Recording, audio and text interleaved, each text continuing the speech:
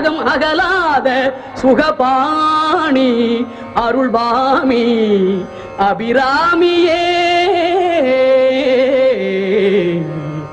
அமுதீசர் ஒரு பாகம் அகலாத சுகபாணி அருள்வாமி அபிராமியே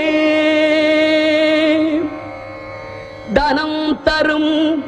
கல்வி தரும் ஒரு நாளும் தளர்வறியா மனம் தரும் தெய்வ வடிவும் தரும்